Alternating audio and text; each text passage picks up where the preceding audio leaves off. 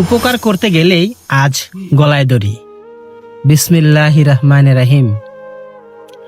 একটা সময় মানুষ বলতো বেশি চালাকের গলায় দড়ি, কিন্তু আজকের বাস্তবতা যেন অন্য কথা বলছে। এখন বলা যায় বেশি উপকারীর গলায় দড়ি। কথাটা শুনতে হয়তো কঠিন লাগবে, কিন্তু একটু চারপাশে তাকিয়ে দেখুন। আজ আপনি কাউকে বিপদের সময় টাকার ধার দিলেন, চাকরি পেতে সাহায্য করলেন, কারো পাশে দাঁড়ালেন, কিংবা নিজের সময়, শ্রম আর ভালোবাসা দিয়ে তাকে এগিয়ে দিলেন। কিন্তু কয়েক মাস বা কয়েক বছর পরে কি হয়? অনেকে সেই উপকার ভুলে যায়।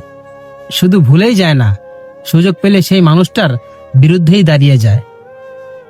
কেউ কৃতজ্ঞতা প্রকাশ তো দূরের কথা, বরং এমন আচরণ করে যেন আপনি তার কোনো উপকারই করেননি।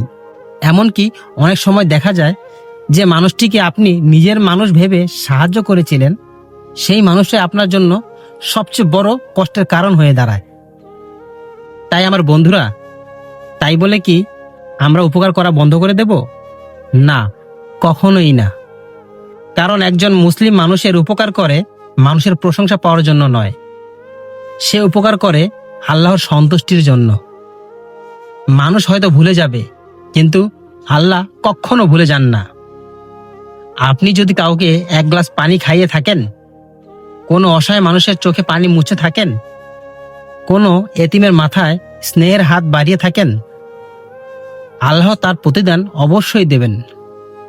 তাই উপকার করুন, কিন্তু বিনিময়ে মানুষের কাছ থেকে কিছু আশা করবেন না। মনে রাখবেন, যে উপকারের প্রতিদান মানুষের কাছে খোঁজে সে একদিন হতাশ হয়, আর যে উপকারের প্রতিদান আল্লাহর কাছে চায় সে কখনো ক্ষতিগ্রস্ত হয় না। আসুন আমরা মানুষের উপকার করি শুধু আল্লাহর সন্তুষ্টির জন্য। মানুষ বদলে যেতে পারে, কিন্তু আল্লাহর প্রতিশ্রুতি কখনো বদলায় না। আল্লাহ আমাদের সবাইকে নিঃস্বার্থভাবে মানুষের উপকার করার তৌফিক দান করুন। আমিন।